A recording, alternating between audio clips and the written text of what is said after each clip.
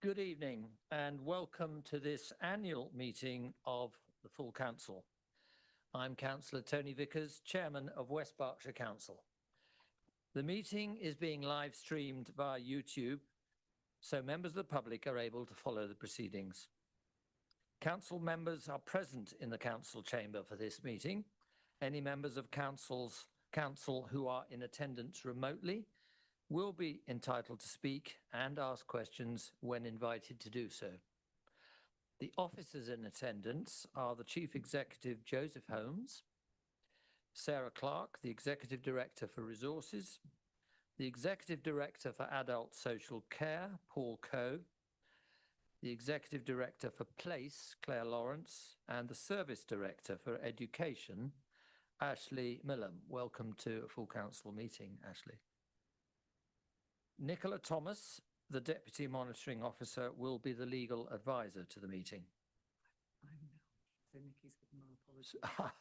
Sorry. Yes, change of script. Nikki's given her apologies. Sarah Clark is up here with me and my legal advisor. Not Nicola Thomas. Welcome to the Honorary Alderman in attendance and to members of the public in attendance in person. Before we start this evening's meeting, I would like to take the opportunity to remind members that we're subject to the Council's Code of Conduct, which requires us to uphold certain standards, including, importantly, respect. Members across the chamber may not always agree with one another, but I would ask that in our disagreements we endeavour to always be respectful of others' views. I would also like to ask that members of the public attending this meeting do not interrupt or speak outside of your designated speaking slots. Also, please refrain from approaching councillors unless you're invited to do so. And during the meeting, when a motion has been proposed and seconded, I will ask the Deputy Monitoring Officer, well, in this case, the Monitoring Officer, to conduct the vote by a show of hands. I will now ask the Monitoring Officer if any apologies for absence have been received. Thank you, Chairman. I can confirm that we have received apologies this evening from councillors Ian Cottingham, Martin Colston, Eric Pattenden, Joanne Stewart, Matt Shakespeare and Jane Langford. We've also received apologies from Honorary Alderman Hilary Cole, Anthony Stansfeld, Rick Jones, Paul Bryant, Andrew Rolls, Graham Bridgman, Alan Law, Gordon Lundy and Keith Chopping. I don't know if there are any further apologies from the floor. Thank you. Thank you. Next item is Chairman's remarks. I'm going to reflect on the whole year of my chairman, not just the few weeks since we last assembled 7 weeks ago. In fact, I've only attended 2 engagements. They were Thatcham's mayor making on Sunday last and the 12th citizenship ceremony of the council year. Until last year, we only held these every other month, but since last June, they've been every month, which tells you something. Many more foreign-born people from a range of countries, having had right of abode in Britain for many years, now feel they must cement that into full citizenship for the sake of family unity. And this month, it was the Indian-born president of Berkshire Dental Association, Rohit Tanna, one of about 30 deputy lieutenants, who presided over the event last Wednesday, and he gave a very appropriate speech of welcome, members.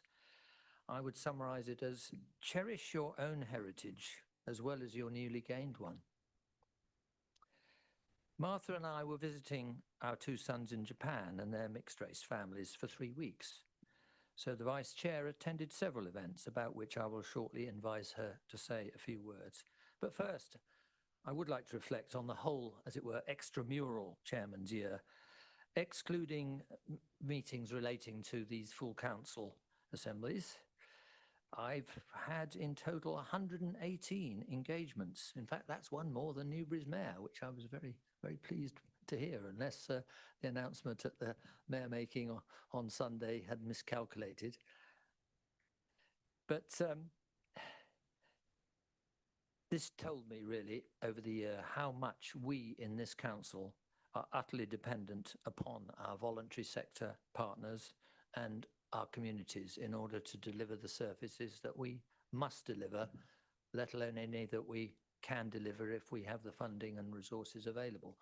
Well, the outside community are the source of resources, so we must work in partnership. That's the message one gets from this chair over a year touring the district.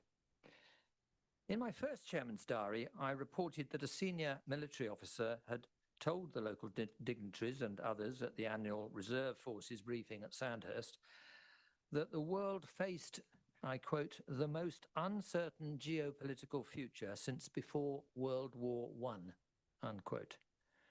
Well, that was last June. It's got worse, hasn't it? We were told that the government's defence strategy included something called whole society resilience.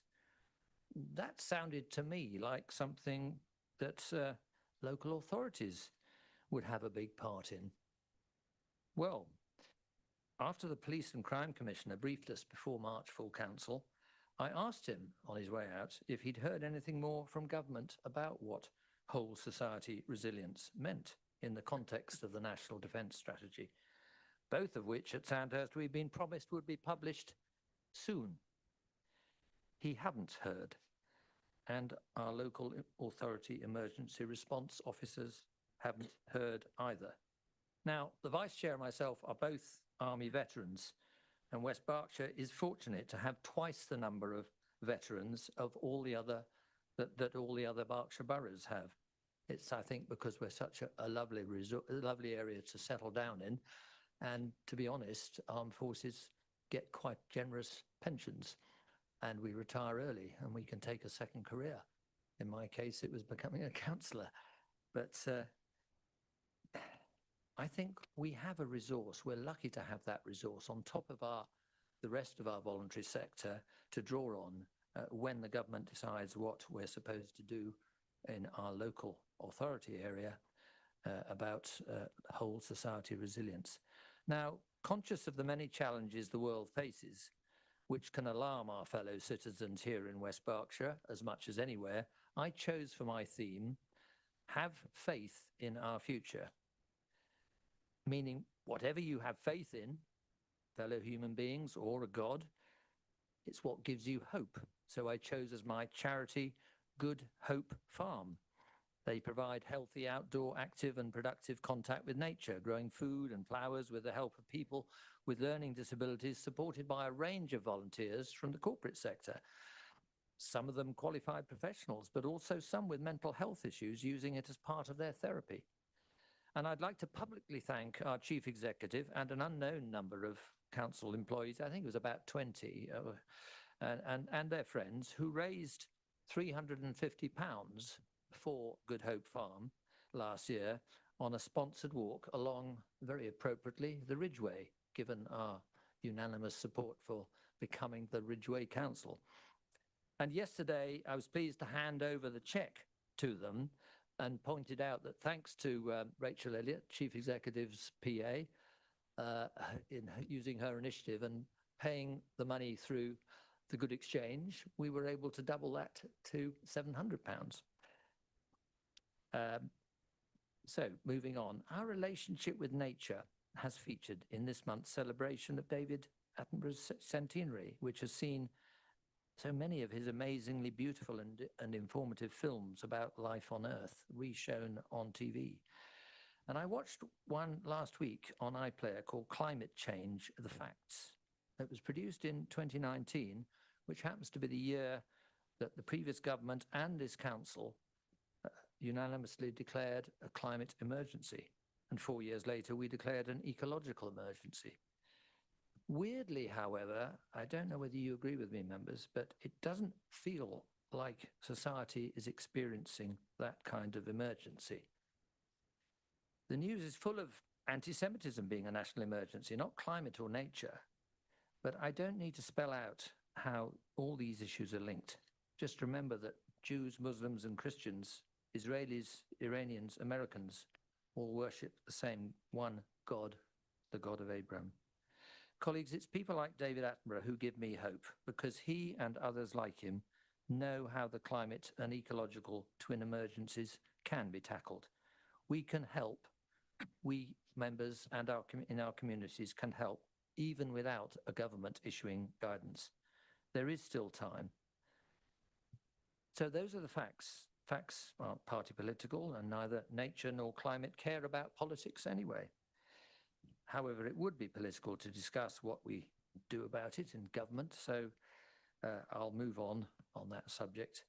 But I would urge you, as fellow leaders of your communities, to try to attend one of the so-called People's Emergency Briefings being held in the coming weeks locally. Our Newbury MP has said he will be at one in the Waterside Centre on June the 13th, here in Newbury, and other MPs and council leaders of all parties in neighbouring areas are also, I'm told, supporting these showings.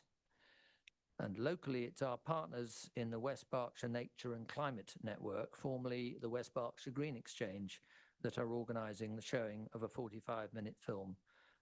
And that's a clue as to what it's all about.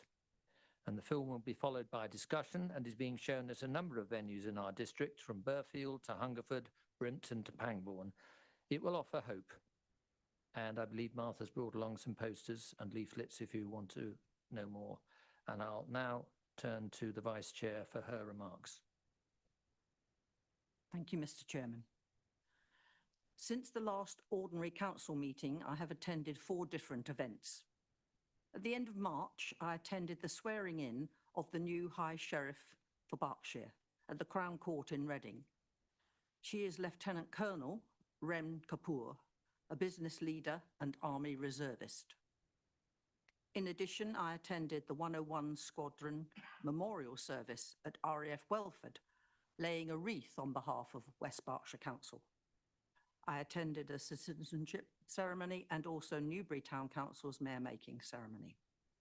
As this is my last meeting as Vice Chairman, I would just like to sincerely thank members for providing me with the opportunity to represent the Council at events such as these. I've thoroughly enjoyed my time as Vice Chairman, and I want to thank the Chairman for all his work, his very hard work, and setting such a fantastic example for whoever follows him. I would also like to thank those officers working in democratic services who have supported me in my role over the year. Thank you. Thank you very much, Vice Chairman. And I'd like to reciprocate those thanks, because honestly, you've taken on a fair burden with the amount of time that I spend overseas. And I relish watching you should you be elected as my successor, but I can't presume upon that at this point. There may be other nominations. I also would echo you with our support from member services generally, but that is the next item on our agenda, presentations. So first, I would like to ask Councillor Martha Vickers to come forward to be presented with the usual bouquet, which you can see in the corner.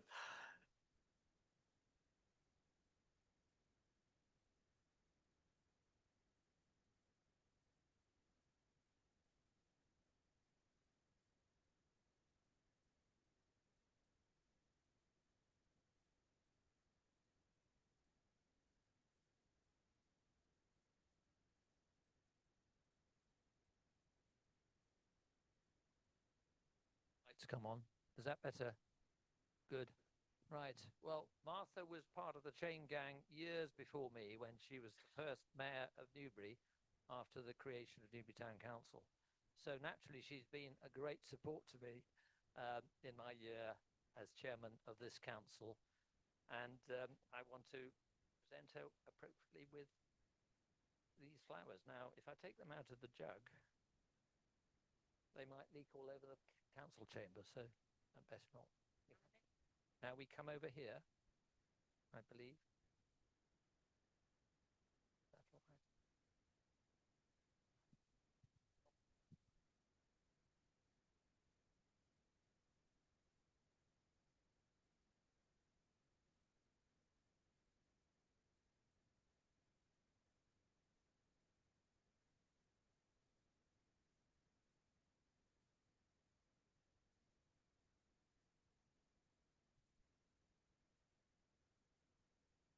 Next, I would like to give a small gift to Darius, who has been my main supporter. Actually, I think I've left it in my briefcase over there. Make the swift move over to collected. Some of that in the rehearsal.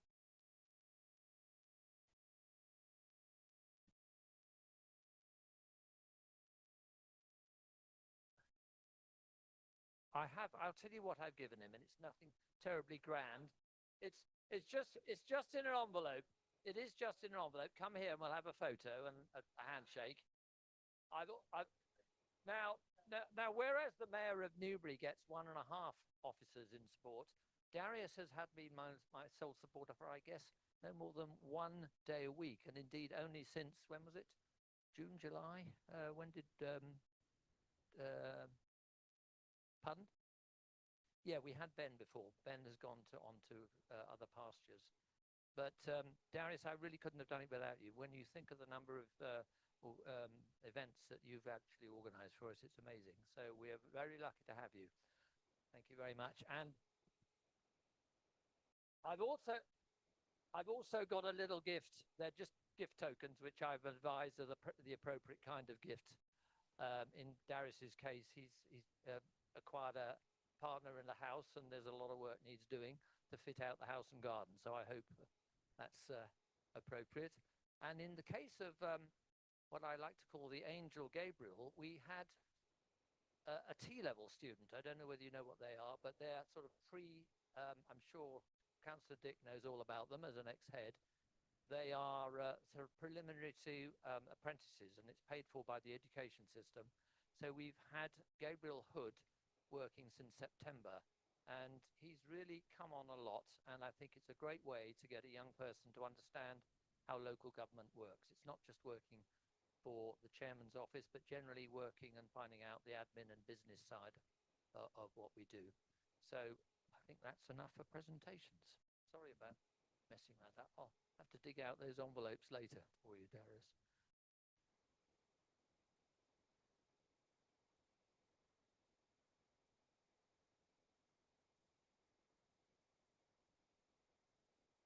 Chairman.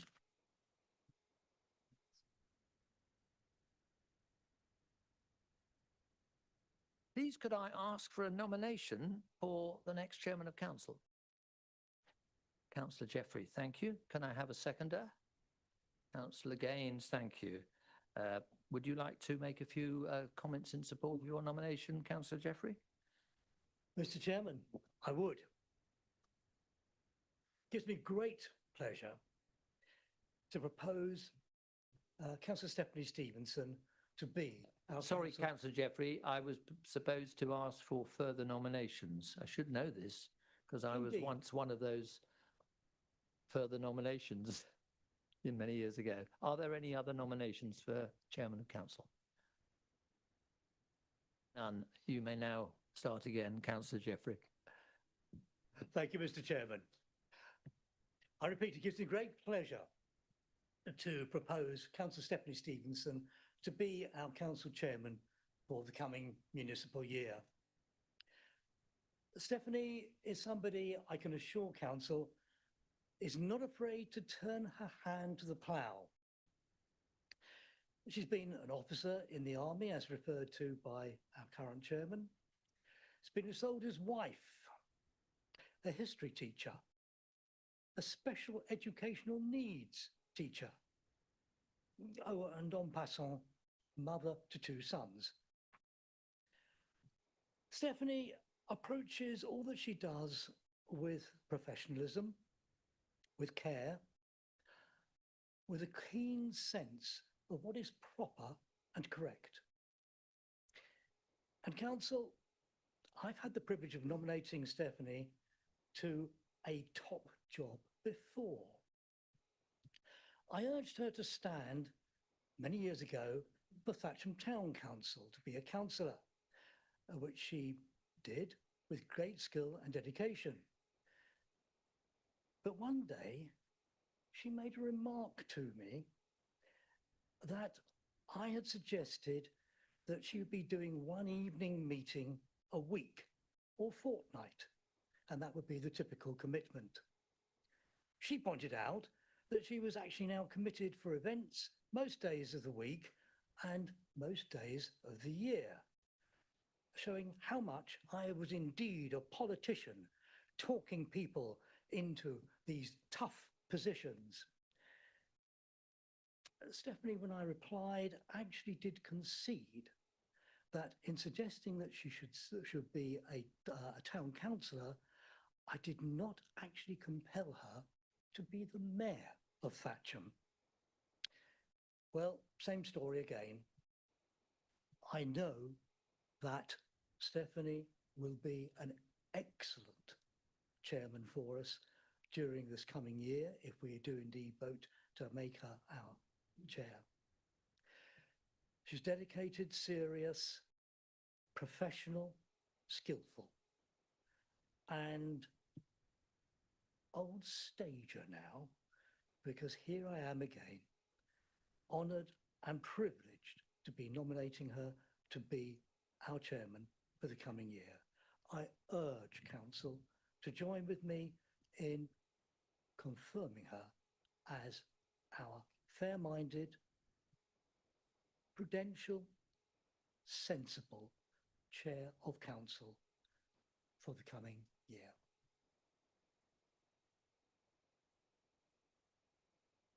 Would the monitoring officer like to conduct the vote? Oh, yeah, the seconder, sorry. Seconder, would you like to say a few words about Yes, Chairman, Councillor actually, it won't be Stevenson? quite so many as Councillor Jeffries. I've known Councillor Stevenson for many years as both a friend and a colleague. She is tenacious and organised in all that she does. She has strong views and a clear vision of how things should be done. The work she has done as both the Vice Chair of Council, but also as the Armed Service Champion, is exemplary. She has worked tirelessly with Carolyn Richardson and her team, and they've achieved for the Council the Armed Forces Silver Award, which is a great achievement. She regularly attends the Veterans Breakfast meetings to ensure that they're represented and their needs are met. So I fully endorse the appointment. Thank you, Chair. Thank you very much, Councillor Gaines. We will now have the monitoring officer conduct a vote by show of hands. Thank you, Chairman. Can I please ask all members in favour of the nomination for the Chairman of Council to raise their hands now in support? Thank you. That looks like to be unanimous. Can I just check whether there are any against or abstentions? No, I can confirm, Chairman, that Councillor Stephanie Stevenson has been elected as Chairman of West Berkshire Council for the next municipal year.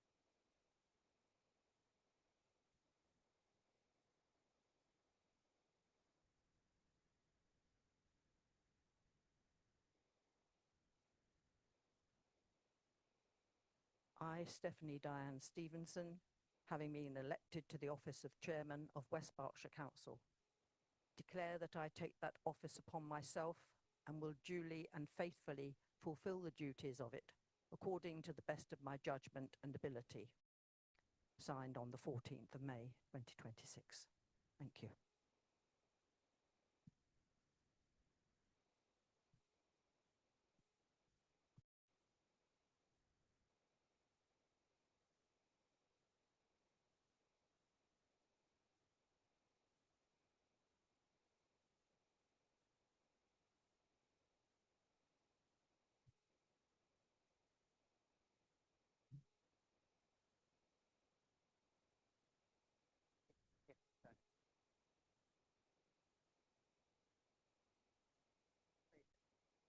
Sorry about bobbing up and down. There are some gifts to present to the outgoing chairman.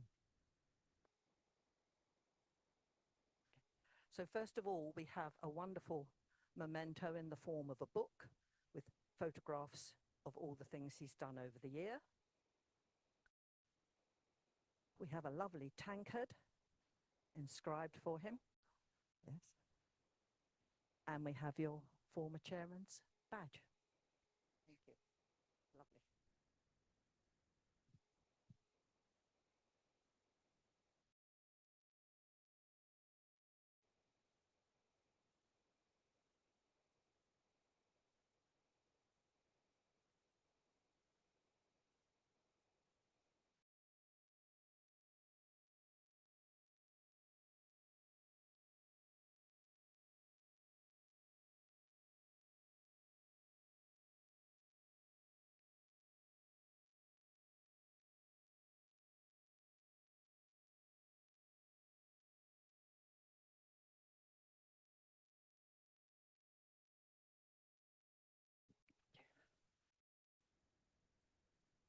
Members, guests, and ladies and gentlemen, I feel hugely honoured to take up this role as chairman of the council.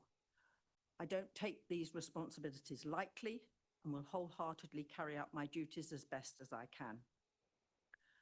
I would like to thank my nominator, Councillor Jeffrey, and my seconder, Councillor Gaines, for their very kind words, which I will find very hard to live up to. My theme for my year in office goes under the title Uniformed Youth. I've chosen to support two groups of young people. Firstly, I've worked as an adult volunteer for Girl Guiding in Thatcham since about 2010. So my first group is Girl Guiding Valley Division, which consists of 468 girls and young women and 160 adult volunteers. You've also been told earlier that I am the Council's Armed Forces champion, hence my second group is the Royal Berkshire Army Cadet Force. The Royal County has 18 detachments of Army Cadets, which amounts to 625 cadets and 130 adult volunteers. West Berkshire has 4 of those detachments in Burfield, Newbury, Thiel and Thatcham. I hope to draw attention over the year to the marvellous work done by and with young people in both of my chosen groups. Thank you.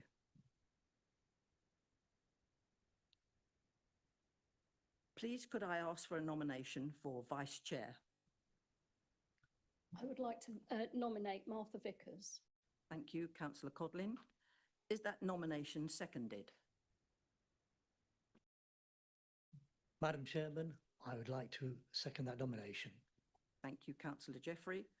Were there any further nominations? Would the proposer and seconder like to make a short speech in support of their nomination? Thank you, Chairman, I would. I've known Martha since we were both elected to the previous council to this, Newbury District Council back in 1991. So I feel sort of quite privileged to be able to make this nomination. Tony sent me lots of stats about Martha. I've selected a few. She was born in Liverpool, the eldest of 4 children of a fireman, and I understand her great-grandfather was a Jewish Lithuanian refugee. She met Tony at a nurses' party. What was he doing there?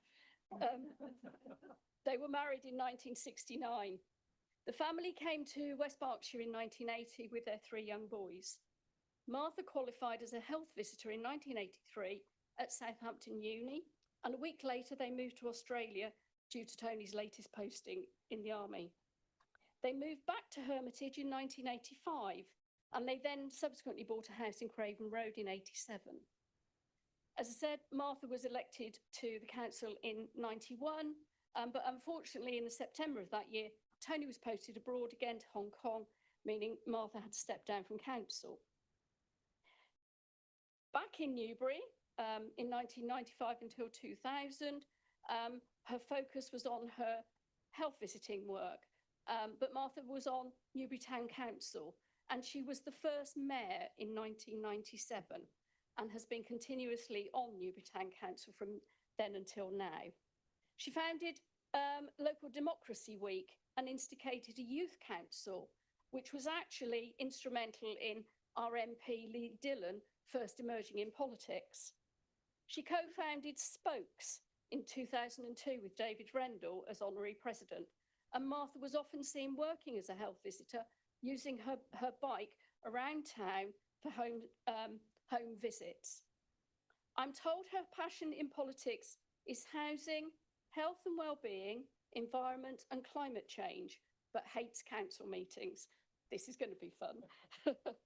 Outside interests include the church, a justice and peace group, singing, walking, travel and arts.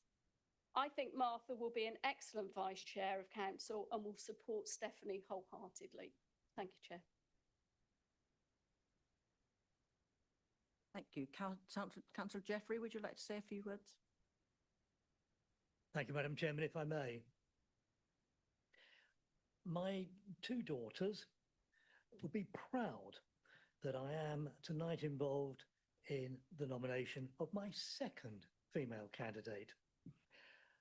Councillor Martha Vickers was also an army wife, as has just been referred to, also a mother, also pursuing her own personal career in nursing. She has, Mr. Chairman, I know, been a very strong supporter for you in your year. Sorry, this was for Tony when he was chairman last year. And I know that we will get the same kind of support given to you if we indeed vote for her to be our vice chairman. She'll give the whole of the chain gang, as far as I'm aware, a unique quality. I don't think we've had our chain gang as 2 females before. I stand to be corrected if in the records that has been the case, but I don't think it has been. I ask council to join with me in supporting Councillor Martha Vickers to be our vice chairman for this coming year. Thank you. Councillor Jeffrey, please could the monitoring officer conduct a vote by a show of hands? Thank you, Chairman. Can I ask all members in favour of the nomination to raise their hands? Thank you. And any abstentions or against? I believe that has been carried unanimously, and Councillor Martha Vickers has been duly elected as Vice Chair of West Berkshire Council for the following municipal year.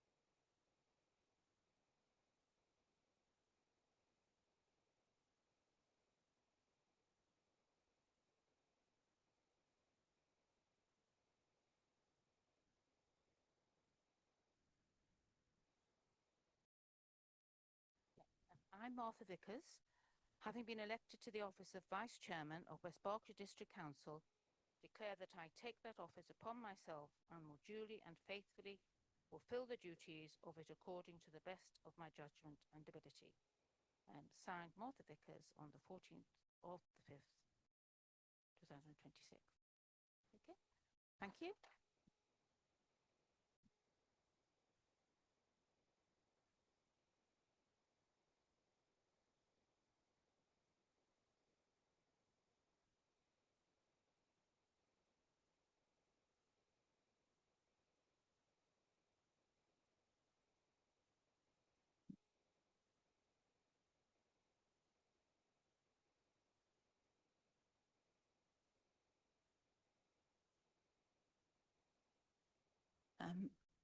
I'd just like to say thank you, everybody, for entrusting with me the vice chairmanship of this council, of which I'm very proud to be a member.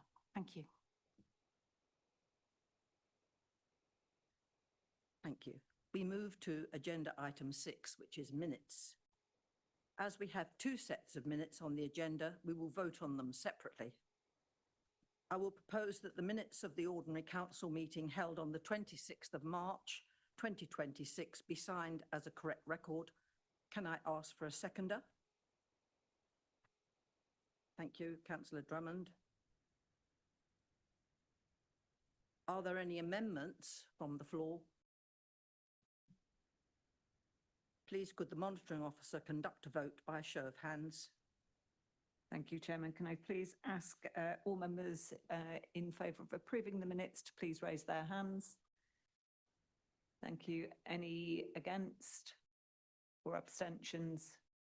Thank you, Chairman. I can confirm that those minutes have been approved as a correct record. Thank you. I will propose that the minutes of the extraordinary council meeting held on the 26th of March 2026 be signed as a correct record. Can I ask for a seconder? Thank you, Councillor Codling.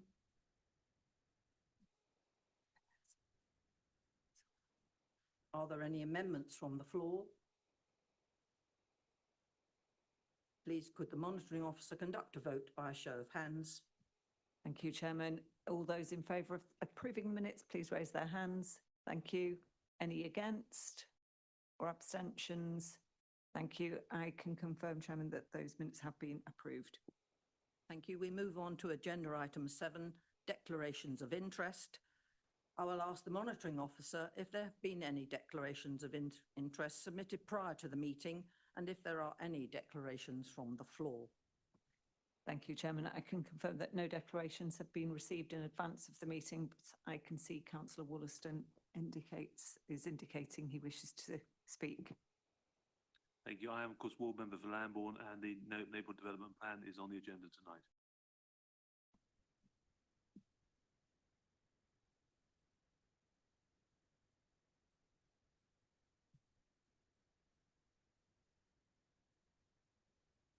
Thank you. We can move on to agenda item 8, motions from previous meetings. There were no motions from previous meetings needing updates. Moving to agenda item 9, updates from committees. Council is informed about the meetings that took place as laid out in the agenda item, and we have no need for a vote. Moving to item 10, appointment of the executive by the leader of the council for the municipal year. May I invite the leader of the council, Councillor Jeff Brooks, to announce the composition of the executive for the 2026 to 27 municipal year. Thank you very much, Chairman, and may I congratulate you for the post you've been voted and elected to. I know you will do a tremendous job, great grace and courtesy and wisdom. And certainly I know Councillor Vickers will do an equally good job as your Vice Chair. It is nice to be able to announce that the front bench, the portfolio executive members, 10 of them, will remain the same. There's one tiny change in their portfolios. I will read out their portfolios as a matter of record. But unlike some other places, I am not suffering from resignations happening and other people trying to be elected to depose me. There is still time. I noticed that, leader of the opposition. But it is great to find stability on the front bench here. And the expertise and knowledge that we all gain by managing our portfolios makes us better and better the longer we do it. So stability helps our residents in the quality of the decisions and the activity and the progress we make. I thank them all for all their hard work. So to read out the particular portfolio responsibilities, I will remain in charge of portfolio holder responsible for transformation and the corporate programme.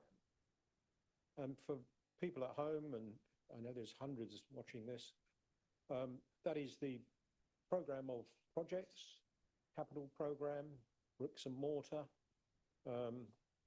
particularly in the change of systems and software, because actually bricks and mortar will be picked up by Councillor McCann. My deputy leader will be Heather Codling. Thank you for what you do, and remain as portfolio holder for children and family services. Breaking in Mr. Millam as we speak over recent weeks. We welcome him to the authority. Denise Gaines will continue the great work she's doing on planning and housing, with a particular challenge this year to get an NET, North East Thatcham Master Plan, put together and doing the job. Councillor Stuart Gawley has worked extremely hard, as they all have, with some interesting challenges this year, still going on and still likely to go on, because in your portfolio, sir, everybody uses the roads. Everybody walks down Northbrook Street. Everybody has a bin that needs emptying.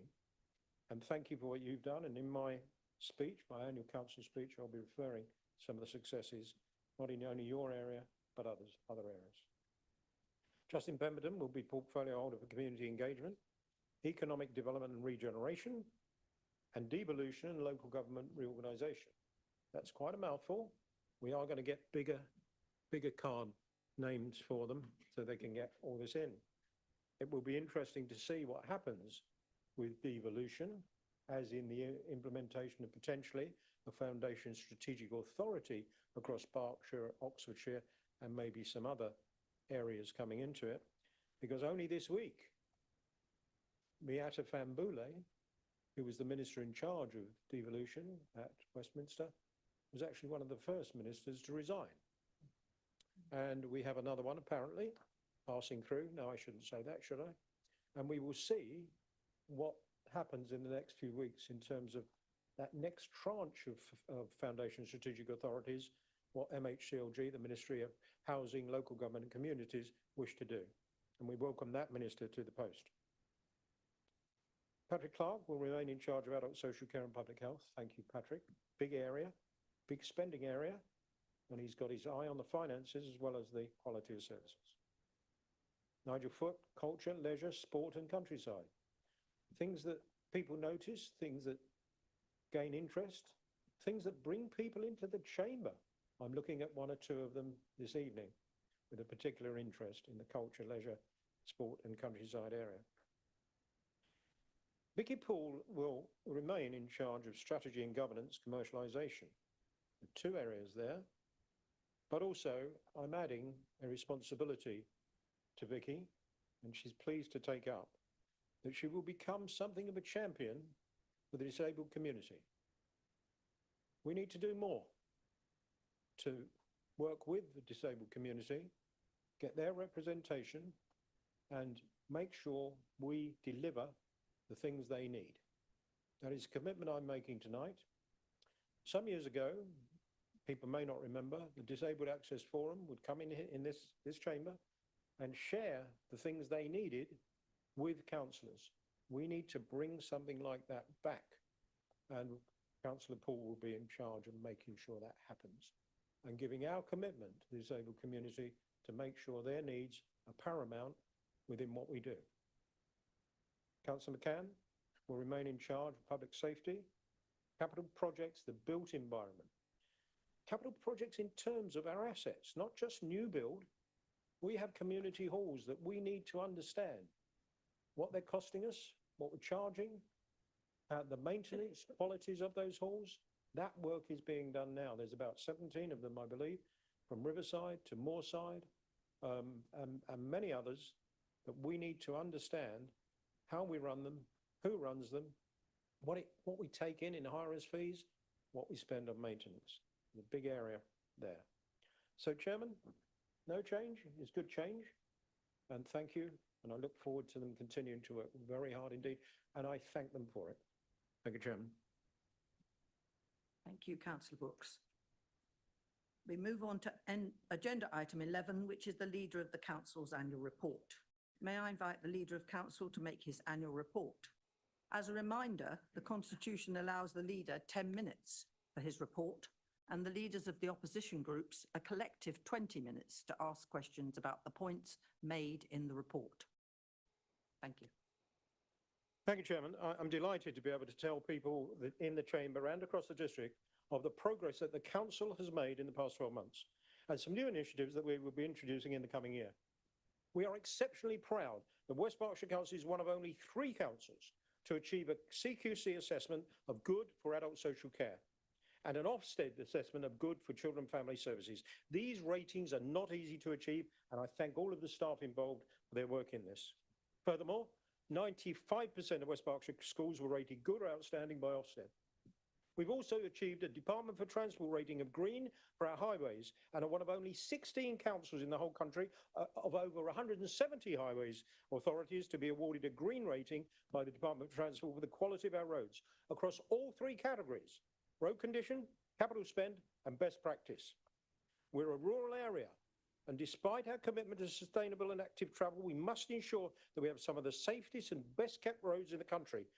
Now, for people who may be sceptical of this, I say to them, observe the roads as you drive out of West Berkshire, in Wiltshire, Oxfordshire, Hampshire.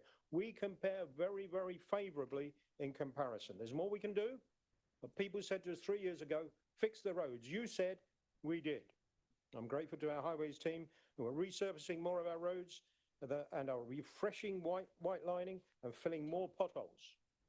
We'll also be introducing a new highways improvement group where residents can request highway modifications and improvements, and this cross-party member group will consider the issues and areas that should be tackled going forward.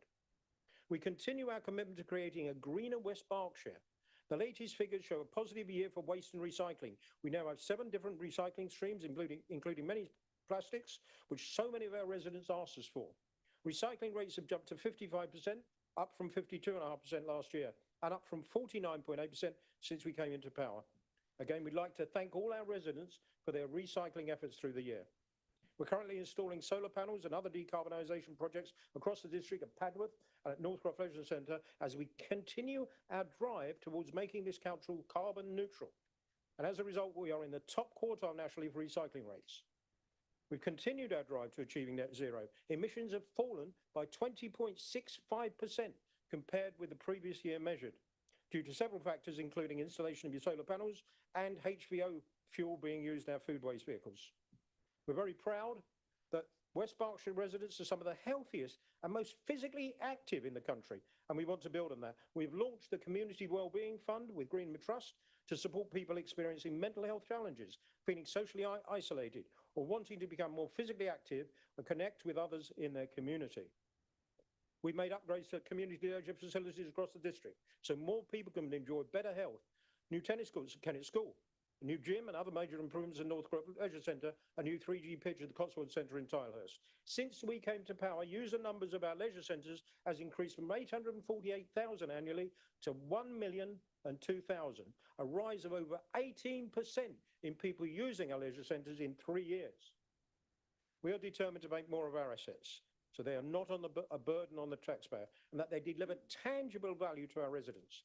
The Council's Elizabethan treasure, Shore House, is a jewel in our crown, but the upkeep of a Grade 1 listed building is considerable. Our idea was to enhance this wonderful building so the public could enjoy more of it, and so it started to cover more of its own costs. The staff team have done a fantastic job delivering our vision. The interior has been dressed to reflect different periods of the house's history, and its gardens are being restored and enhanced for all ages to enjoy. And this is generating new income from visitors who are happy to pay for this excellent experience. There are opportunities across this council to introduce legitimate charges on our assets that are value for money, and this area has been neglected for far too long. With enterprise and ambition, we can provide more and get more income for the use of for our residents in other places. We've also a duty of care to our residents, especially the most vulnerable, including the elderly, children, those with special needs and those on low incomes.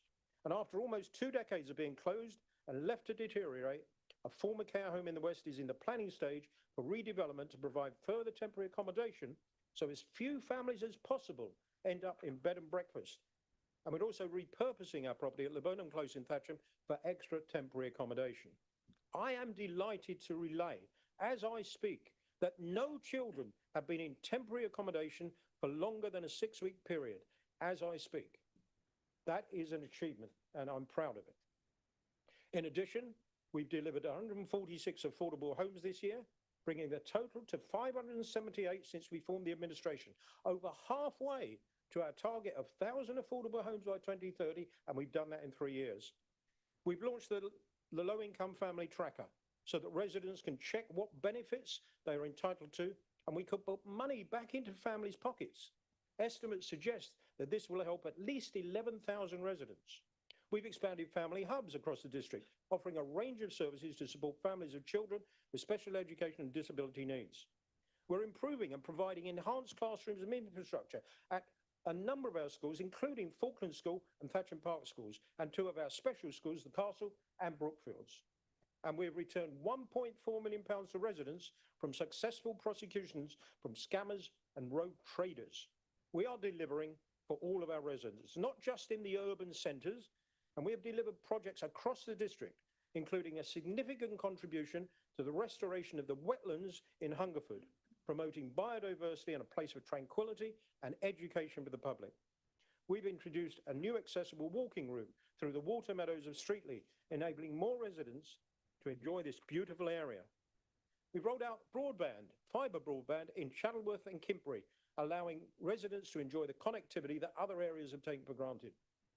We've introduced 5 pop-up libraries that have been opened in Basildon, Leckhampstead, Compton, Aldworth and Shoreham-Donington. Not only does this bring cultural opportunities to those who are not able to drive to a library, it also helps to tackle rural isolation. The Kennet and Avon Canal towpath in Newbury, Thatcham, Calcott is being improved to allow greater accessibility for all to this fabulous asset. And we provided new bus stops with living roofs, congestion hotspot improvements, real-time information upgrades and new bus services. And I want to announce a range of new measures for children and young people across the district. Partnering with Berkshire Youth, we will introduce a youth council in the coming year. We will hold 2 youth forums at the Waterside Centre to make sure that young people have a voice that we must listen to. And we will introduce an art competition where our junior and secondary schools can have pieces of art displayed in our offices and our libraries across the district, as well as a debating competition with winners attending the Palace of Westminster at the invite of Lee Dillon MP. As with many local authorities who have responsibility for adult social care and children's services, our finances are under strain. But we are determined that this does not hold us back. And wherever possible, we have funded projects via government grants or jointly with our community partners, such as local parish councils and the Greenham Trust. And we're very grateful for their celebration and support. There are government grants that we tap into. I hear comments about the Peace Garden, which I think is a wonderful facility, but that was a government grant. People say, I don't want to spend my tax on that. Well, you don't. Not your council tax. Government grants are applied for, we get them, and we invest in the quality of our district. And the Peace Garden is one example of that. We could not have done all of this without the dedication and professionalism of our staff, who enable us to carry out our work and continue our vision for an even better West Berkshire. We've done a lot. There's a lot more to do. We will continue to work hard for you, residents, every one of you, over the coming year. We will continue to upgrade your sports facilities, invest in our roads and our schools, and protect the vulnerable. We will continue to improve your facilities and services in every way we can. Our motto is improving your services, improving your roads, improving your libraries, improving your schools. This is what we are about, improving what we provide to you. And therefore, we will continue to deliver on our ambitious plans for our lovely district. Thank you.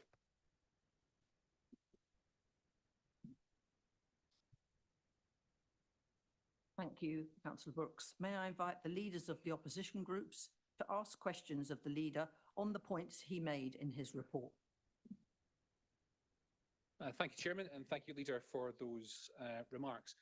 You mentioned in your report there that 95% of schools have been rated good or outstanding in the last year. Is that not the old grading system, which is no longer in use? Is this really a report for the last year, or is it simply copy and pasted from prior years? As I understand it, and I take the point seriously, that is what is in place now, and there is a new grading system coming into being, and we will look to see what that grading system tells us, Councillor McKinnon. But that is the situation on the system as it is now. Thank you, sir. Thank you very much. So it's not the case that 95% of schools who'd been inspected in the last year have been graded good or outstanding. I think that's important to note. In your piece on education, you didn't mention Key Stage 2 attainment for disadvantaged children. What have you done over the last 3 years to address that situation? There's a lot been going on, but you're right, and you know me, I take these things on the chin. There's more to be done there. But you know this has been going back nearly 15 years. In 2013, when you were running the council, you weren't personally, but the Conservatives were running the council, there was articles nationally about the attainment gap being poor here. That doesn't absolve us from having to get on with it now, but it does say it's a problem we inherited. And Mr. Millam here is already working on remedial measures, bringing them to us to make sure we close that gap. I am disappointed in what we've done so far. However, you will see a plan very, very soon with investment to really tackle this properly for the first time in a long, long time. Thank you for that answer. I think 3 years in, the excuse of we inherited the situation begins to ring a little bit hollow. I think a lot of people would agree with that. You mentioned investment. Councillor Codling at the Scrutiny Committee a few weeks ago mentioned that there was an investment of £325,000 going into the school improvement function. How much of that is new money, and how will it be used to improve that function?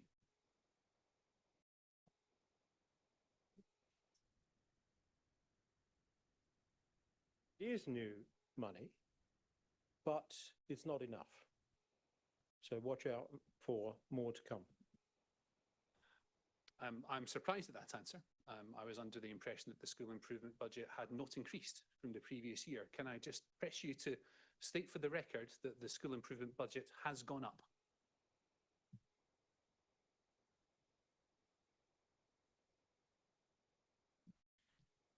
It's gone up from us. It matches what the schools are paying. I will come back to you with further data. You can see that I'm phoning a friend over here, so I'd rather come back to you with a more full answer, if you don't mind. I always enjoy our exchanges here. You are phoning a friend. That friend should have the data at her fingertips right now. I don't think you should have to come back to me. I do mind a little bit, given the conversation that she had with Dame Kate. So it's new from us. Has the school improvements budget, that function's budget, risen at all? For the avoidance of doubt, no, and it will. Very poor for 15 years under your control, Councillor Bowick. That's fine. That's not what you said, and I wonder if you're going to have to correct yourself. I've corrected it for the record, sir. Now, investment. Finance. There's a financial improvement group that's been set up with external consultancy presence. I think it's costing the council £26,000 per annum. What real results have come out of that group to date? There's a lot of good work going on, actually. It's met twice over about 4 months. It's met within another aspect where assets, prevention and GPOR growth, and we can. Yeah. I remember the we can bit. Those four bodies are meeting regularly with members, looking at those areas. That's feeding into the financial improvement group. I don't think £26,000 is a particularly bad investment, if you think about it, to have outside people coming in and helping scrutinise our finances here. I think it's a good investment, frankly. You'll see much more of that. It'll be coming through exec briefing, exec briefing and then executive. And you'll be hearing more about that. I think it's rather too early to expect some magical turnaround, but it is happening. We are identifying, I said in my speech, we're identifying areas that can be charged for, that have not been charged for before. There's all sorts of monies we have at the moment. Part of this financial review process, we have a consultancy body in looking at fees and charges, not just what we charge in car parks and benchmarking that. What are we not charging for that we could be charging for? So that's a long answer to say there's a lot going on. And it's not just the financial improvement group that is going to deliver that. It's quite a lot of activity going across the council. You'll be seeing that in the months ahead. Thank you. I think I'm nearly done, Chairman. Thank you.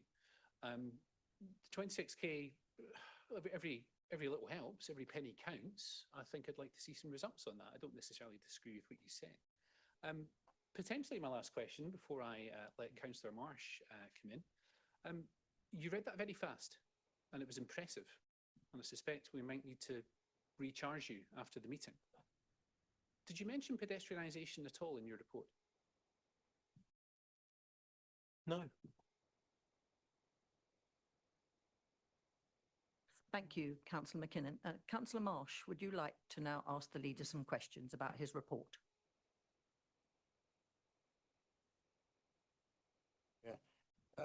It's a long meeting. I'll be brief. Just a couple of questions. You talked about the carbon reduction, climate change. Can you give us an update on where we are with the solar farm saga and when we might expect to see a new business case for that, Councillor Brooks? And then I'll come back with my second one. That's a hardy annual. You asked me that last year. Well, we're hoping one day we might see some progress. It's all right. I'm going to tell you, we might see some progress. The changes in the energy market, the changes in interest rates have made us look again, Councillor Marsh, at the business case. Happily, it still stacks up. And you will be seeing very soon the new business case coming forward. And I believe it will be, I'm in favour to go to market with it and install the solar farm finally. So it will help us on that route to net zero. We had to make sure it would stack up.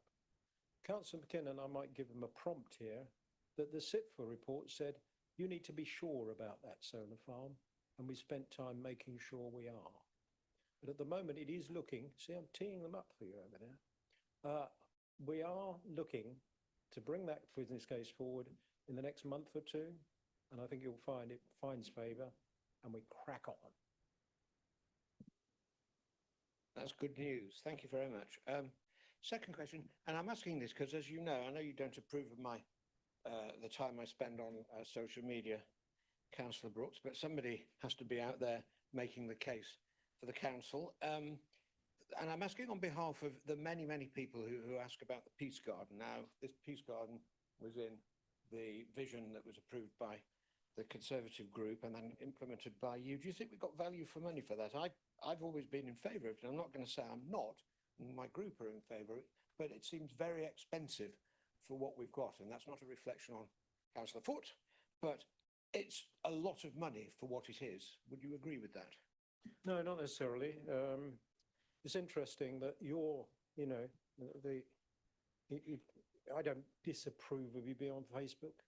I just think you ought to speak to people who aren't in that bubble, because you seem to put all your energies in the Facebook, you know, cadre.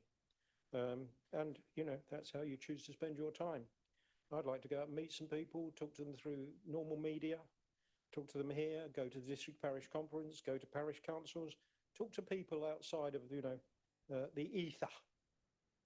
What was the question again? Peace Garden. It's still being worked on, of course. There is more upgrades to do. I will say, and I'll say it here, because I'm disappointed in the disabled access, which is difficult for people, and I want that sorted quickly. Councillor Foote knows because he's been in conversation with somebody from the disabled community only today. So there's more to be done there. But you see, all of these things that we invest into our town, all of the master plan signed off with such alacrity by the leader of the opposition, makes sense to deliver it and make our town even better. And that's what we're trying to do. Sure you, Councillor Brooks. I spend lots of time talking to people, as you know. My third question, a bit more general, it's about what I would call, you may not agree, the democratic deficit in the council. For example, if we'd had a chance to ever debate pedestrianisation, whether you're for it or against it, which we've never ever done, we might be doing later or might come up at the executive, but then we might not have turned into the fiasco it has done. So my point is, it's great to hear about the larger than ever executive and the ever expanding portfolios that they have. It doesn't leave much for the rest of us, including your own members, but that's between you and them. But specifically, we had a thing called the Policy Development Group set up. I was under the impression that it might develop some policies, and we talked about it, and it was going to be cross-party. Has it developed any policies? It's replaced 3 advisory groups, one of which would have been working on the next local plan by now if it was still in existence, the planning advisory group. So we'd also like to know what's going to happen about that. But specifically, what policies have emerged from the Policy Development Group, and in what way have they given a chance for members who aren't on the executive to develop policy and bring it to the council and change the council's policies if they're supported by the members? Thank you. Well, I think you must be referring to the Transformation Policy Development Group, which met last night. And that is working on the Transformation 2.0, the next transformation programme of changes to the council, both in terms of making it better in efficiency and also saving money. Now, that's one policy development group. There can be others. So I'm not sure what others you might be referring to. Scrutiny also has the ability to develop policy, and scrutiny also sees policy before it comes through to the executive. So I'm a bit at odds with where you're heading here. And I'm always happy to see you to discuss what you might wish to see, but I'm confused about the question. Sorry about that. For example, the Viable Villages Policy Development Group, what progress has there been with that one? It's still going on, and Councillor Pemberton is working on it. So, as I say, wherever you feel we should be adding some policy development, the executive is biddable to that. Viable Villages is carrying on, and more work is being done. Thank you, Councillor Marsh.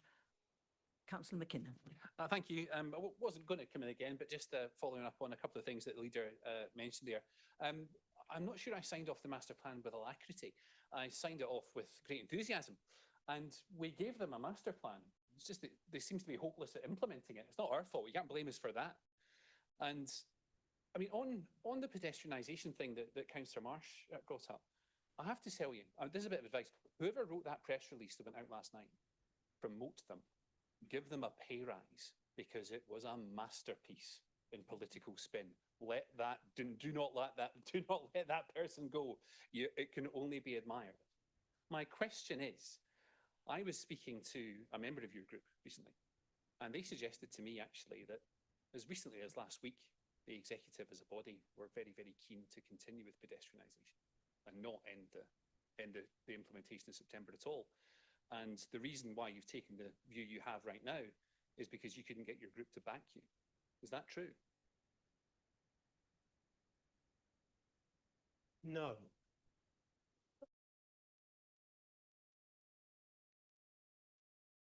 It's true. We are delighted You to know it. present this really exciting and genuinely forward-thinking vision and master plan for Newbury Town Centre. It is now more necessary than ever before to keep one step ahead of changes, and we welcome the range of exciting proposals, sounds like alacrity to me, set out in the master plan to help shape and adapt Newbury Town Centre to do just that over the short, medium and longer terms. We're really looking forward to working together with stakeholders, businesses and residents to bring forward these exciting proposals. Ross McKinnon, Executive Member for Economic Development. Thank you for that, Happy days. Councillor McKinnon. Stand by every word. Circulate it to everybody in the chamber, and I might even put it on Facebook, Councillor Marsh. But it's not my tenure as ED portfolio holder that's under scrutiny here now, is it? Now, if, as has been suggested to me by one of your members, that is exactly the case of what happened, the executive were completely snubbed, wouldn't it be fair to have this ever-expanding executive, which is already too large? We don't need 10 executive members trousering executive allowances. Let's put that back into the pot as well. But really, if it's the backbenchers that are driving policy, shouldn't you put all of your executive allowances into a pot and share it out amongst the group? Seems only fair. No uncertain terms, the group was behind the decision totally. Yeah, the one you took. Okay. Okay. And it was the proposal that I put to my group. You're fishing in a shallow and empty pond, Councillor McKinnon, as you often do.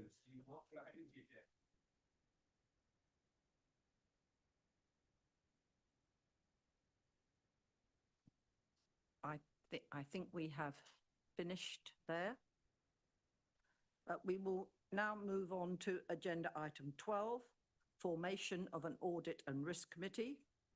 As Councillor Ian Cottingham has issued his apologies, may I invite Councillor Jeff Brooks to formally move the recommendation contained within the report. Happy to so moved, Chairman. Thank you. May I ask for a seconder? Yes. Thank you, Councillor Codling. Do you wish to reserve your right, Councillor Codling? Yes, I will. Thank you. Thank you. May I invite Councillor Brooks to introduce the report? Grateful to you, and clearly this is something that is close to the portfolio holder for finance and resources heart. This is a sensible adaptation. It has gone through our governance committee on the 28th of April. It has gone through the Constitution Review Task Group, and the committees supported it as a whole. So I believe it had cross-party support, and it's been through due diligence on its way here. Audit and risk go together well. Personnel and governance, I think, sits well together, and I think it will be better for the council in the future. Nothing much more to add. It's all in the report, Chairman. I hope it should find favour. Thank you. As Councillor Codling has reserved her right, I now open the debate to the floor. Thank you. Councillor McKinnon. Thank you, Chairman. And it was remiss of me not to congratulate you and the Vice Chairman for your new position. So please let me do that now. I'm very pleased for you both. Not much more to say to the leader other than I wholeheartedly agree with what he said. Thank you very much. Does anyone else wish to speak? Otherwise, thank you. Can Councillor Codling, please? I don't have anything to add. It seems to garner support across the House. Thank you. Thank you very much. Do you need to respond, Councillor Brooks? Enough been said? Grateful to get that sort of cross-chamber support for this. I think it's a very sensible way forward. Thank you. Please could the monitoring officer conduct the vote by a show of hands? Thank you, Chairman. Can I ask all members in favour to please raise their hands? Thank you. Any against or abstentions? Thank you, Chairman. I can confirm that that has been approved. Thank you. We're moving on to agenda item 13, which is appointment of and allocation of seats on committees for the 2026 to 27 municipal year. May I invite Councillor Vicky Poole to formally move the recommendation contained within the report. Thank you, Chair. Report moved. Thank you. May I ask for a seconder? Happy to second, thank you. Thank you. Would you like to reserve your right, Councillor Brooks? Yes, please. Thank you. May I invite Councillor Poole? to Chairman, I'm introduce- so sorry. Sorry. May I just propose a couple of minor amendments to the paper, please, from our side, with apologies for the late notice. Councillor McKinnon, of course, at the end, we're going to do a whole thing about all the memberships. Would it be better to do it there? Happy to take advice from the monitoring officer about what's best to go. I think the piece at the end when we nominate each of the committees or elect the chairmans, this is the point now where council will elect members or appoint members to the committees. So I think it is appropriate that the proposer and seconder are aware of those proposals. So I think if Councillor McKinnon wishes to make those clarifications, I was aware of one which I'd alerted the proposer to. So I think if we can have those clarifications now. Yeah. Thank So you. for the benefit of the proposer and seconder, the new Audit and Risk Committee, our nominee will be myself, not Councillor Willison. And for the Personnel and Standards Committee, our nominee will be BEO Local, not Clive Hooker. Apologies again. Thank you very much. Councillor Marsh? Yeah, this is a slightly bigger issue, but if an arcane one. But we feel that it's been overlooked, I don't know why in previous years, but the appeals panel, to any fair-minded observer, it would seem odd that with three groups, that there should be 9 Liberal Democrats and 3 Conservatives and nobody else on an appeals panel of 12. Now, I have been talking to various officers about this today, and they've been extremely helpful, but we haven't managed to resolve it.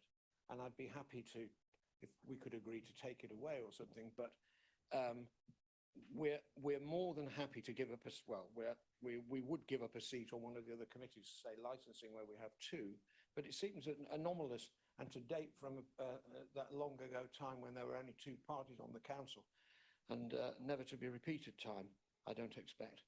So it just seems very odd to me that there should be the largest committee of any that doesn't have. Now, I know that when the panel sits, there are only 3 or 4 members of it sitting, but it makes it all the easier to make sure one of these 12 people should be from the minority group. I would have thought. So I'd take advice from the monitoring officer, or maybe we just take it away and discuss it. I'm going to let the monitoring officer reply to you. So thank you, Chairman. The seats have been allocated in accordance with the political proportionality rules. The appeals committee doesn't meet as an entire committee. So the appeals committee is normally a panel of 3.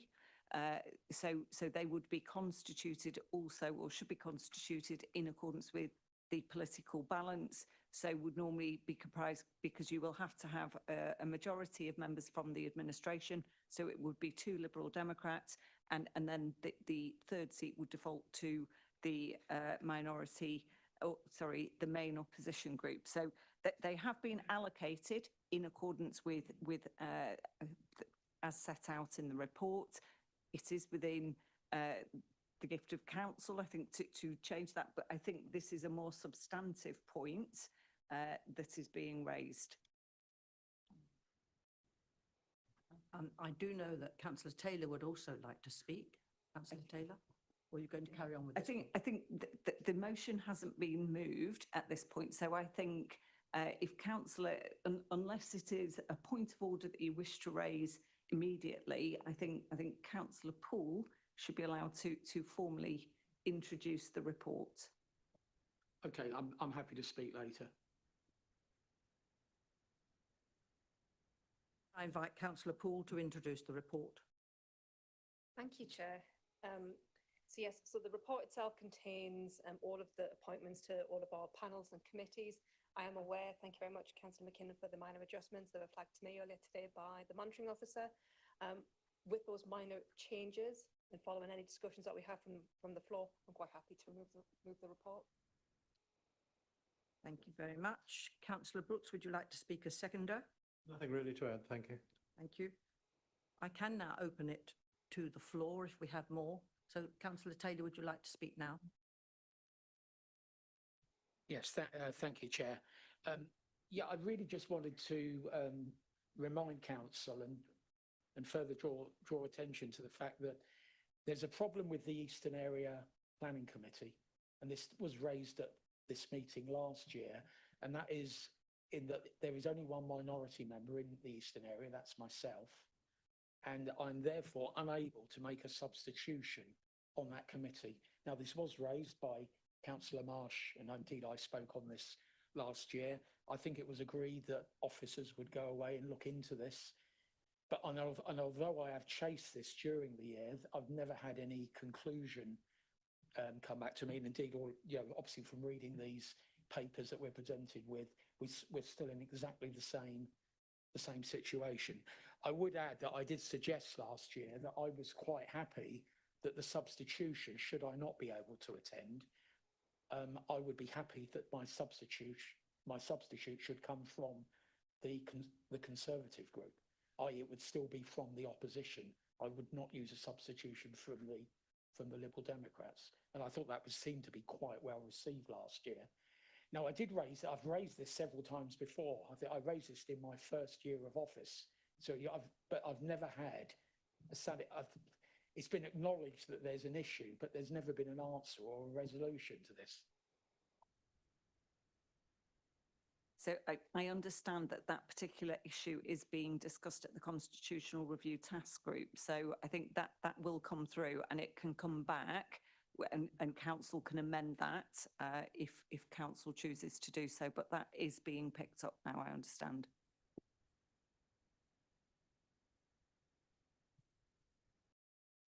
Thank you. So, Councillor Brooks, do you choose to speak now? I don't have anything to add. I think it's a fairly formulaic and standard thing we do every year, and we're just about there, I think. Councillor Poole, do you want to respond to any points? Only a commitment to Councillor Taylor that if the Constitution Review Group comes back with progress that allows us to make an amendment, that we'll commit to doing it.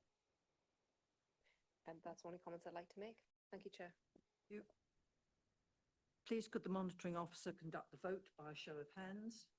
Thank you, Chairman. Can I please ask all members in favour of the proposal to raise their hands? Thank you. Any against? Any abstentions? Thank you, Chairman. I can confirm that that proposal has been carried. Thank you. Agenda item 14, appointment to outside bodies for the 2026-27 municipal year. May I invite Councillor Vicky Poole to formally move the recommendation contained within the report. Thank you, Chair. Report so moved. Thank you very much. May I ask for a seconder? Yes, thank you. Councillor Codling, second the motion. Do you wish to reserve your right? Yes, please. Thank you. Thank you very much. May I invite Councillor Poole to introduce the report? Thank you, Chair. So our previous item 13, was looking at our internal bodies, not internal committees. This report is looking at our external bodies and our external appointments so that we can appropriately reflect the council's interests outside of the council.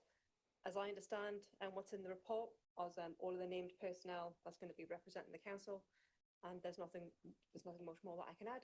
Everything in there seems to be very clearly outlined, unless there's any changes that we need to hear tonight from the floor. Thank you, Chair. Thank you. Councillor Codling, do you want to speak as seconder? I'll wait and see if there are any comments. Thank you very much.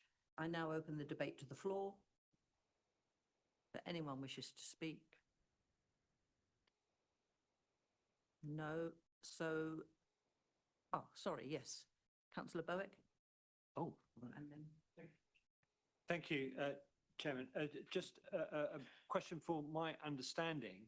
Thames Valley Police and Crime Panel, Councillor Stephanie Stevenson and Councillor Jeremy Cottam, alternative member. What does that mean, alternative member? It really means substitute. Oh. So if I cannot attend the panel, then I ask him to attend in my I place. understand the concept of. That's all it is. Thank you. Councillor Abbs. Yes, thank you very much, Chairman. A small point, really. I think Councillor Taylor raised it previously. There's some slight anomalies as we move to 3 groups. We only have to look forward a few months now, and we can, and especially if we come part of Bridgeway, and we will watch what happened in the local elections, that we could easily end up next time round with 4, 5 or more parties. And therefore, could I ask those in charge at the moment to really start that work in this constitution working groups to start thinking about how we're going to make that practical and deliverable when there'll be ever more anomalies, depending on how things get split up at the 2027 election. Thank you. Thank you, Councillor Abbs. Anyone else wish to speak? So, Councillor Codling, please. Nothing much more to add. If Ridgeway happens, we'll look at it then.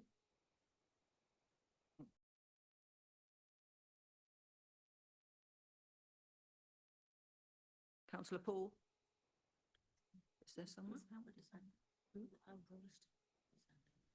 don't think he did. No, he didn't. No. Councillor Paul, please, if you were to respond to those points. Thank you very much, Chair. Only commitment to say is that, we've already said that we'll review the Constitution. If Ridgeway happens, we'll look at it then as well.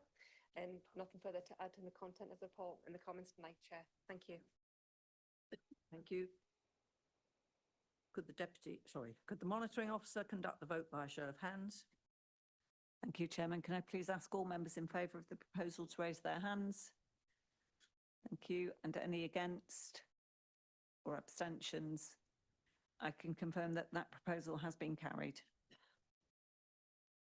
Agenda item 15, Member Development Plan for 26 to 27. May I invite Councillor Vicky Poole to formally move the recommendation contained within the report? Thank you, Chair. Report so moved. May I ask for a seconder? Would like to second that. Thank you, Chair. Councillor Codling, you wish to reserve your right? Yes, please. Thank you. May I invite Councillor Poole to introduce the report?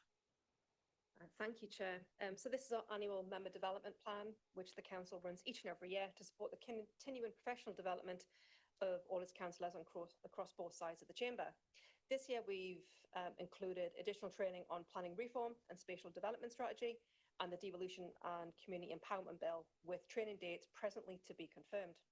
We've also suggested courses to support the development of softer skills, such as neurodiversity in the workplace through West Berkshire's Council Online Learning Hub, and also handling intimidation and stress management as suggested courses from the Local Government Association e-learning toolkit. All West Berkshire provided training will be delivered both in person and virtually, with the ability for playback of the recording at a time that suits each and every councillor. Training provided online through the online learning hubs is by its nature self-service and can be done at any time. I kindly ask for the support of this council on this item. Thank you, Chair. Thank you. I open the debate to the floor. It looks as if no one wishes to speak. So, Councillor Codling, please. Thank you, Chair. Yes, I urge everybody to do as much of the training as possible. It really is important that we keep up to date with our skills with the changing nature of local government. Thank you.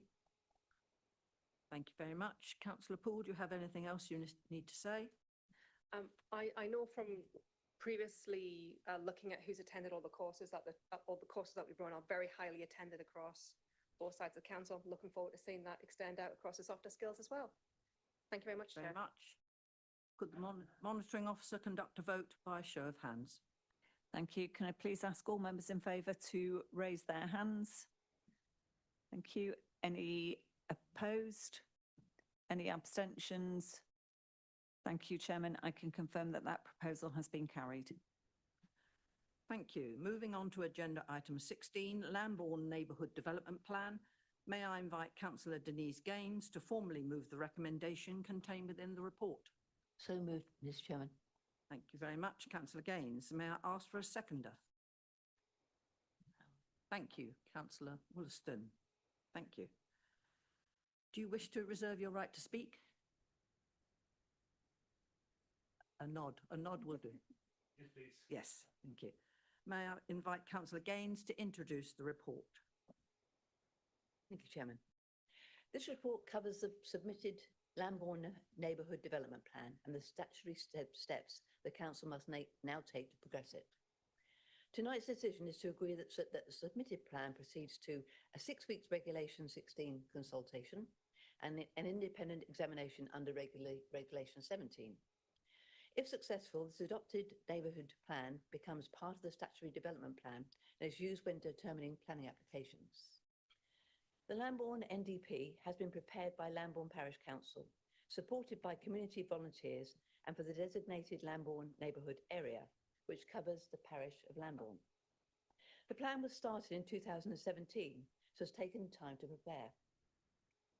Over those 9 years, the Parish Council and the steering group have involved the community, including young people, at every stage and in many different ways. Lambourne Parish Council consulted on the proposed submission version of the plan, and a total of 326 representations were received. The Parish Council and the Lambourne Neighbourhood Development Plan Steering Group believes that it represents the wishes of the community they serve and complements the West Berkshire local plan, providing the sort of details parishioners, developers and West Berkshire Council will find useful in helping to guide development in the parish of Lambourne. Their vision is to protect, preserve and improve the parish of Lambourne by identifying what is important in defining and maintaining its unique character and environment. This evolved during the plan period and came to encompass various aspects. The plan is very comprehensive and contains 18 development management policies grouped around 6 different themes, including environment and landscape, transport and infrastructure, community, employment and housing. The community places a high value on their beautiful countryside. During the plan preparations, it was obvious that the lack of affordable housing was a major concern, particularly for those working in the racing industry. So the plan also allocated 3 residential sites, totaling approximately 45 dwellings. There are also key topics areas, including specific reference to the landscape character of the North Wessex Downs national landscape. Conserving the environment and cultural heritage of the parish including the River Lambourne, providing affordable and appropriate housing for local people, fostering sustainable rural enterprise and protecting the world-class racing industry it has there. A comment from the NDP team was, and I quote, "The acknowledgement of the impact of climate change has been interesting. In our recent survey conducted in late 2019, there was some interest in climate change, but respondents commented they did not know much about what they could do. 6 years on, however, and the understanding of what climate change means in local terms has grown, and opportunities for residents to do their bit has multiplied, often due to West Berkshire Council's policy and actions. We hope the Lambourne Neighbourhood Development Plan will further that commitment. Members, I'm requesting that we approve the 2 recommendations. 1, to commence the 6 weeks Regulation 16 consultation on the submission of the Lambourne NDP, and 2, to submit the plans for independent examination under Regulation 17. Following the close of consultation, subject to those steps, the examiner will report on whether the plan meets the basic conditions and can proceed to a local referendum. Thank you. Thank you, Councillor Gaines. I open the debate to the floor. Thank you, Councillor Dick. Thank you, Chairman. I'm delighted to read this document and I'm very pleased to see the contents and hear what the portfolio member has said about it. But it will go forward. I'm sure it will be approved or amended and approved. But could the portfolio holder please assure us that when it comes to planning in particular, that the administration will honour the wishes of the good citizens of Lambourne as they will be expressed in the finally agreed plan, unlike the good citizens of Coldash. Thank you very much.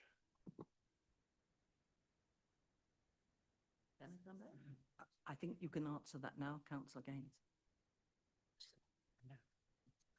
Certainly, Councillor Dick.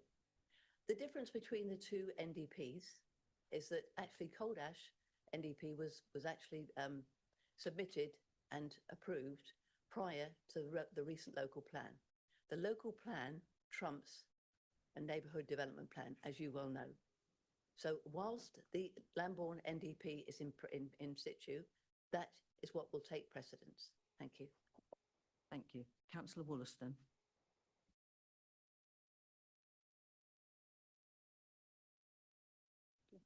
Thank you, Chair. I'll be brief, as I would hope this item is uncontroversial, and I'm delighted to second the Lambourne Neighbourhood Development Plan. Could I first off thank the leader and the monitoring officer for allowing this item to be added to this meeting. There was a danger that it might have been delayed until September, but as you can imagine, after over 8 years in the making, there is a huge desire to get it finished, approved by the inspector, and eventually a Lambourne Parish referendum before it fully comes into force. I've been on the steering committee virtually from the get-go, as I was elected as ward member in 2019. But I do not believe that we would ever have got this to this stage without the human dynamo that is the chairman, Sue Cocking, who I'm delighted to say is with us this evening. Sue? To see the fruits of her labours. Thank you, Sue, from all of us involved. We've been fortunate to have the support of our planning consultants, Bluestone Planning LLP. It is always better to learn from the mistakes of others rather than make them oneself. I also need to add my thanks to the Council's planning team, who provided guidance and help throughout the process. Lambourne is perhaps an unusual village. It contains many wealthy people, but also areas of deprivation. The driving force of the local economy is the racehorse training industry, which directly or indirectly employs around 1/3 of the working population and produces £30 million a year to the local economy. Not for nothing is the Lambourne Valley known as the Valley of the Racehorse. There is a definite need, as mentioned by Councillor Gaines, for more social and affordable housing, but development has been stymied by the nutrient neutrality issue. I attended a briefing by officers recently, and there are early signs of a solution in sight. This is an excellent plan, which will protect the village while allowing much needed organic growth. I commend it to you and would appreciate your support to move it to the next stage of its progression to become into full force. Thank you. Thank you. Councillor Wollaston. Councillor Gaines, would you like to sum up, please, and respond to anything? I responded to Councillor Dick, obviously in the wrong order, so I apologise for that, but no, nothing further to add, Chairman. Please could the monitoring officer conduct the vote by a show of hands? Thank you, Chairman. Can I please ask all members in favour of the proposal to raise their hands? Thank you. Any opposed or abstentions? I can confirm that that proposal has been carried. Thank you. I wish to thank everybody for your attendance, and I formally close the annual meeting of Council. Members, we will now take a short 10-minute comfort break to 2050 before we commence with the extraordinary meeting. Please could everyone reconvene at 10 to 9, please. Thank you.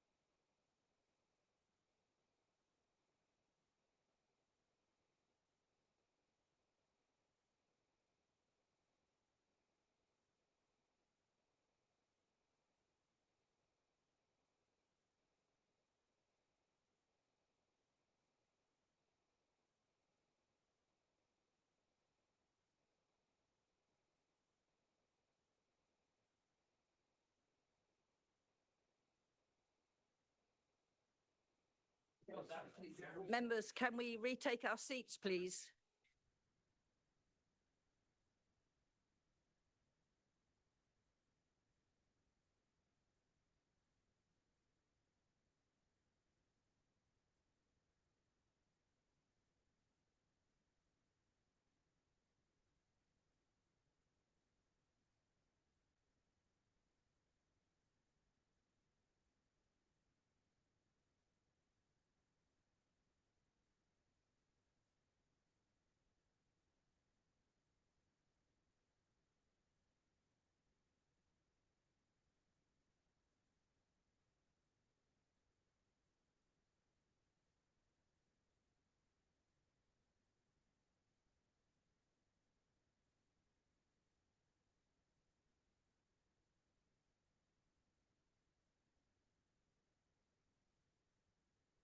Thank you for giving me the opportunity to bang this. Could you please sit down?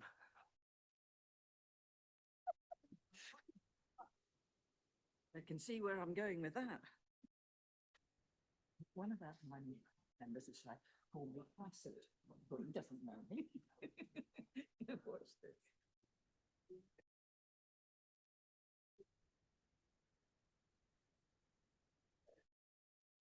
So I start with this bit, as we have received.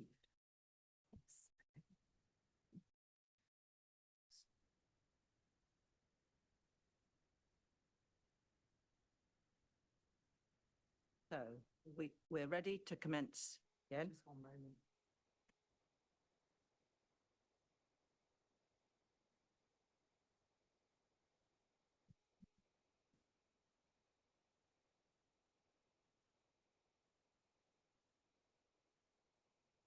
Sorry, we need just a moment to check about people online.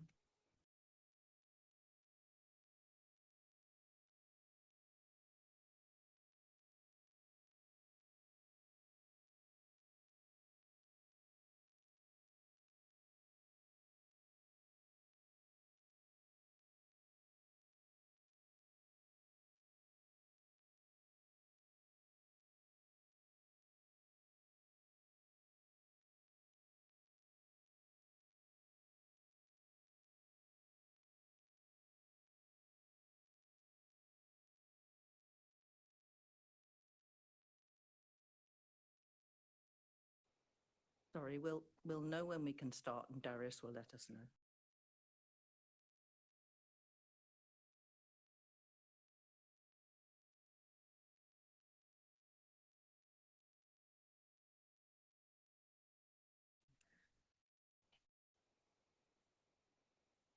Can I just take this little break an opportunity to tell you that we figured it out, we think, that since this council was first constituted, there has not been an opportunity for two females to sit up here as chairman and vice chair. So we are making history this evening.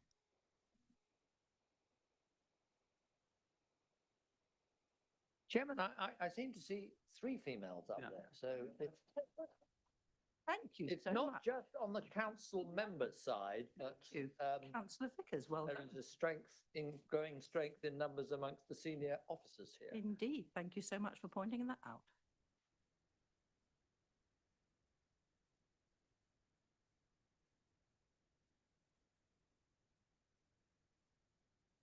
Okay, we're ready to go. Thank you. As we have received a requisition from more than 5 members, this extraordinary council meeting has been arranged. I will ask the monitoring officer if any apologies for absence have been received. Thank you, Chairman. I can confirm that we have received apologies from councillors Ian Cottingham, Martin Colston, Eric Pattenden, Joanne Stewart, Matt Shakespeare, Jane Langford and Jeremy Cottam, and Honorary Alderman Hilary Cole, Anthony Stansfeld, Rick Jones, Paul Bryant, Andrew Rolls, Graham Bridgman, Alan Law, Gordon Lundy and Keith Chopping. I don't know if there are any further apologies from the floor. No. Thank you. I will ask the monitoring officer if there have been any declarations of interest submitted prior to the meeting and if there are any declarations from the floor. Thank you, Chairman. I can confirm that there have been no declarations received prior to the meeting. Councillor Abbs is indicating a wish to speak. Yeah, thank you. Yeah, I didn't think about this earlier actually, but there has been a change in my own situation as I became leader of the West Berkshire Residents Party. So that's on the website and so on, but just to make sure it's part of the record. Thank you. Thank you, Councillor Abbs. Any other declarations of interest?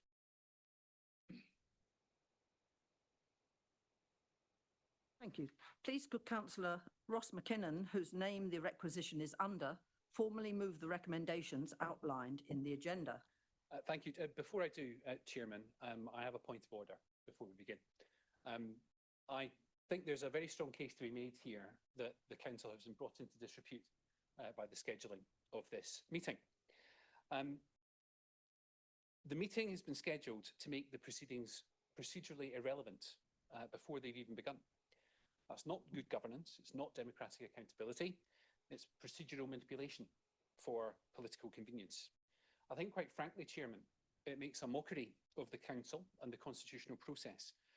We requisitioned this meeting in good faith using the mechanisms available to us. Those mechanisms exist for a reason, to ensure matters of seriousness and urgency can be properly debated in public and with democratic accountability. Residents watching this will rightly ask themselves what the point is in having formal democratic safeguards if the administration can simply game the timetable whenever scrutiny becomes politically uncomfortable. They may have technically complied with procedure, but they have utterly violated the spirit of it. This meeting now serves no meaningful purpose whatsoever. The issue has been overtaken by the administration's own cynical sequencing decisions. We will not sit through a hollowed out exercise designed purely to give the appearance of accountability while denying its substance. Accordingly, Chairman, I will not be proposing the motion, nor nominating any other member to do so. Thank you. I listened carefully to your point of order. The position in law is that Schedule 12 to the Local Government Act of 1972 governs the calling of extraordinary meetings. Paragraph 3, brackets 2, provides that if the Chair refuses to call an extraordinary meeting after a valid requisition or does not call one within 7 days of the requisition being presented, then the requisite number of members may themselves call the meeting. This requisition was received on the Sunday the week before Easter and was directed to myself because the chairman, like many others, had taken leave during the Easter break. I received a copy of your requisition from the monitoring officer and spent some detailed time reviewing options for when that meeting could take place. I did not at any point talk to our leader or deputy leader. The result of that conversation indicated that the first convenient date was the 7th of May. Given the fact that a meeting of council was already scheduled for the 14th of May, the extraordinary meeting was scheduled to take place today, being a date that members already had in their diaries. Paragraph 3.2 does not prescribe a deadline for when the meeting must be held. The statutory requirement is about the calling of the meeting following a requisition and the fallback power for members if the chair does not act within the timescale. In this case, the meeting was called promptly following receipt of the requisition, and the proper notice and summons requirements have been applied in accordance with Schedule 12, Paragraph 4. Accordingly, I'm satisfied that the meeting has been properly convened in accordance with the statutory framework, and I'm afraid I must rule that your point of order is not upheld. We will now proceed with the business set out on the summons.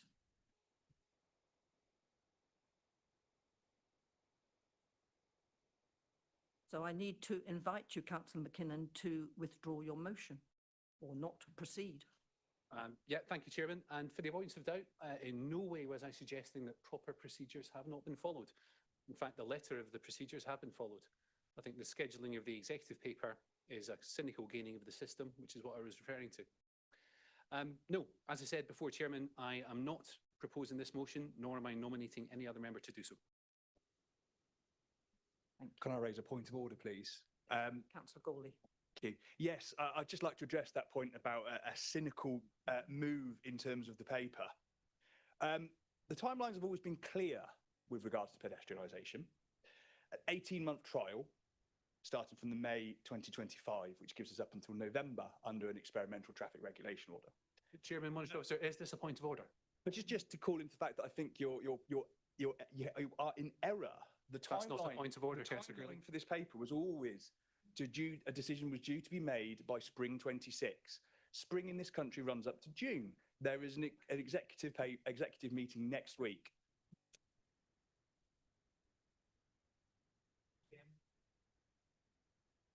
Explanation. I think Councillor Gooley is trying to give an explanation, and I think he should be allowed to finish that. My point is that Councillor McKinnon is incorrect around the fact that we are playing political games. That's the point I'm making. That's my point of order. It's a fallacy. That's not a point of order. Monitoring Officer, please. Okay, I think we've got to call this to a close because we're going to just descend into the depths otherwise. In the absence of any. In the absence of any further business, I think we can close the meeting. Please could the Zoom host end the broadcast? Please could members remain seated so that we can hold the annual meeting of the council's committees.